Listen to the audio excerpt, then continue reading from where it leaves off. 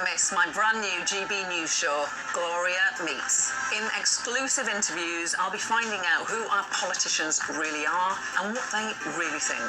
I think I've seen probably quite enough of Matt Hancock to last me a lifetime. I'll also be getting to know you better, travelling to find out what you think about the politicians who are fighting for your vote. They've got to get this country back on track. Join me every Sunday at 6 p.m. only on GBNEWS, on TV, radio and online.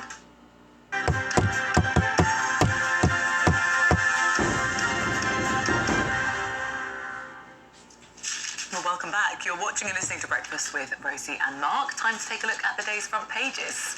Start with the Times, saying the UK has years of tax pain ahead, despite the chance of promising extra funding for education and health. The Guardian highlights spending cuts and backdated tax rises, but says fresh austerity measures have been delayed until after the next election. Daily Mail saying middle earners were hammered with a stealth tax squeeze in the Chancellor's autumn statement. Tories soak the strivers, the headline.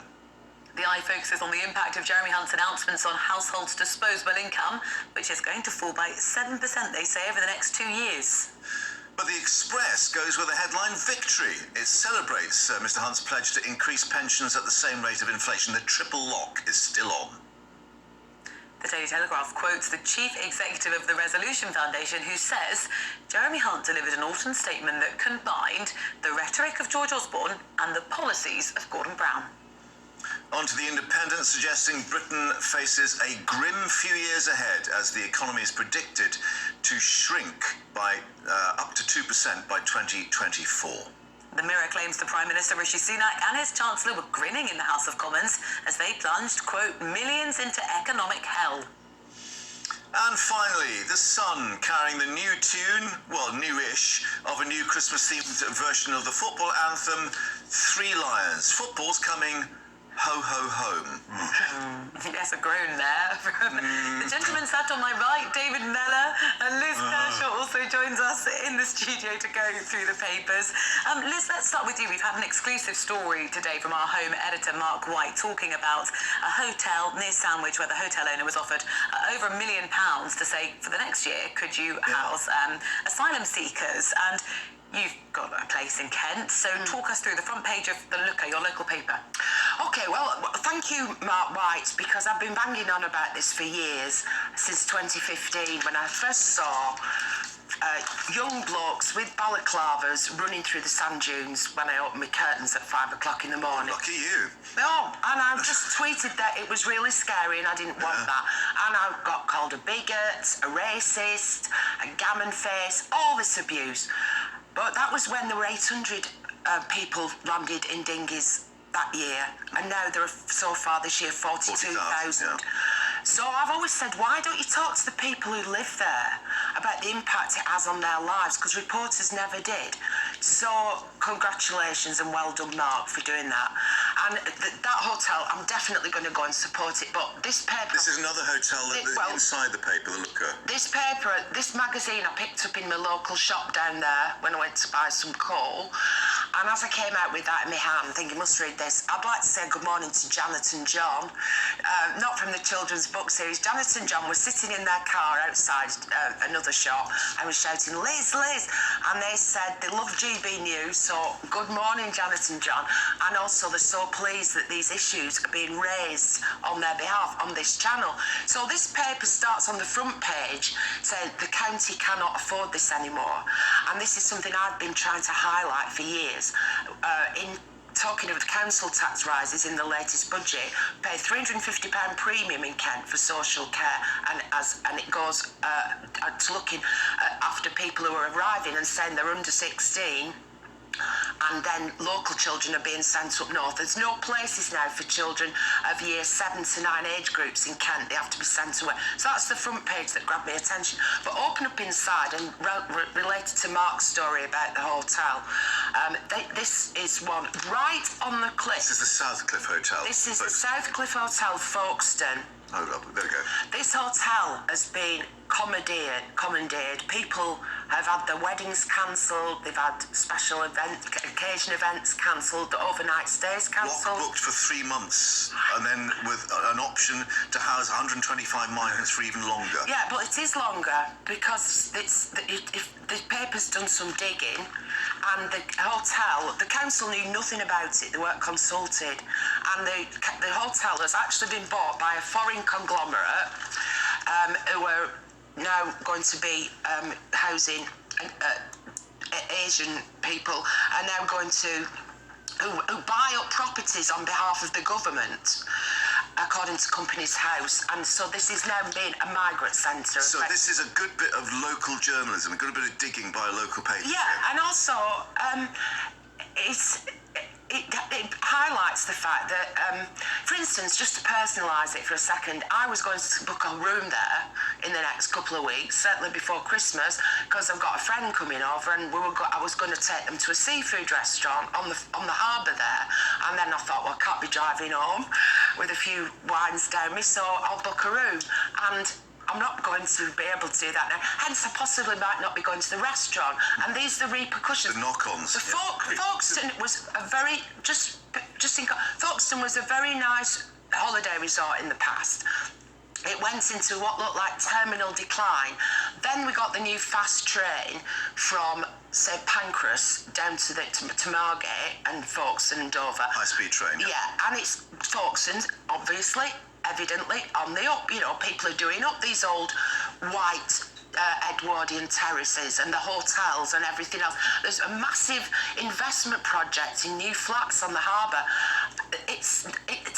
People in this article who live there are saying, what is this going to do for the town's image and our tourist industry? And I can totally sympathise with them. Can we pull this away a little bit less parochial and look at the national picture here? Look, this is an outrage by the... Oh, I'm sorry, David. I've just to say, though, for the people of Folkestone, this isn't parochial. For the people of Southern Kent... This is Folkestone TV. It's not parochial. It's not the people... Folkestone News. People in Hull, I've just had a text from Cooperman, thank you, saying a hotel in North Ferriby. Now, I was aware of this because the local council had tried to take out an injunction to stop it. And many local authorities are doing this. Yeah, and it's now been taken over, and 40 local people have lost their jobs who worked at that hotel. Right. So what I'm trying to say, David, is that the people of Kent have been experiencing things that nobody's been interested in. And it's now being experienced elsewhere in the country. Now it's spreading across the country. Maybe we can find some room for the people who don't live in Kent, which would be the overwhelming majority of our viewers. It's the front line.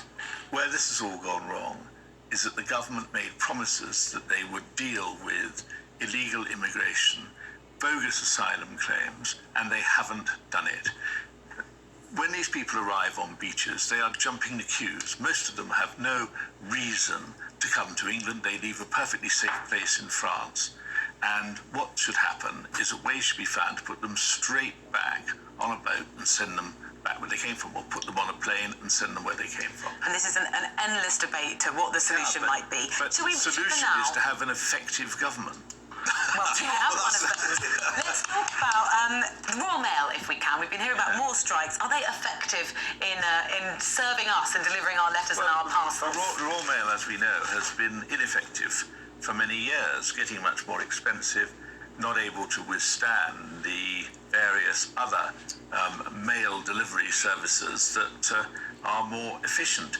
And what we have here is an interesting account of the situation. This is in the Times. In the Times, where basically Royal Mail losses. I'm getting so good at finding these things now. It used to be such an effort. A bit like the Royal Mail. Exactly. I'm applying for a job, I tell you. Anyway, Royal Mail losses rise to 450 million. And that is a frightening figure because the privatised postal operator, according to the industrial editor of the Times, remains, I'm quoting here, embroiled in a series of strikes and with parcel and letter volumes continuing to fall in the face of increased competition. Now, when we talk about industrial action, we now learn that Royal Mail staff are going on strike in a series of days heading up to Christmas, yes. And you think, these people want to destroy what remains of that business with all the announcements that were made yesterday. I think it's about time that some of these people who are striking for purely selfish reasons or for political reasons are actually dealt with. And once again, the government has it in its power to restrict strikes for things like this, but they choose not to do so. Margaret Thatcher changed the law so that these strikes could not, in the main, take place. The problem is that there is a very different hinterland in terms of nurses who are striking, they say, because they're at their wits' end, to maybe those who are looking at just trying to boost their pay on the railways, for instance. I mean, you can't have the same weapon applying to those different but equally, you have to say, groups of you workers. can't be an angel and be on strike. So which is it, nurses? Are you angels or are you strikers? I don't think that's going to be very easy for them to do. And by the way, in case one thinks I'm talking about things that I know nothing about, my sister spent her whole career as an NHS nurse, ending up as the nursing director of one of the biggest hospitals in the Northwest. So I know about this, and I tell you, I feel nurses are put under so much pressure, but they cannot take industrial action. Well, we shall see in the coming days. We might learn actually fairly soon the days they're going to take action. White Van Man, where is he? Where's he going? Yeah, can I just quickly say my post lady doesn't want to strike. Right. So, Okay. White Van Man, I was talking earlier about the people who are working, the strivers who got really nothing, in fact were penalised by yesterday's budget. And White Van Man, it's used by the Sun here, so it's not being disparaging if it's from the Sun. I think it's a term of endearment. I'm not being Emily Thornberry here. But they're going to suffer because not only, as I mentioned earlier, is it likely that fuel, diesel, petrol will go up by 12-16p next spring, but also because the fuel duty will be raised. Yeah. But also there are taxation implications which weren't spelt out in Parliament yesterday. There's so much that wasn't in the speech. Yeah. So if you use your van, you've got a van and you can claim it as a business expense, but if you also use it as a personal vehicle, dual usage, then you're going to get clobbered by, I think it's an £800 increase, £800 a year increase in tax. Yeah, and insurance going up as well. Insurance going up, So it's really, if you're working hard, maybe as a delivery driver, because a lot of the delivery drivers that come from Amazon, etc., are virtually self-employed, 0 hours contracts and some provide their own transport. They can't go on strike. No. Okay, thank you for your selection, and we shall catch up with more headlines a little later. For the moment, thank you too.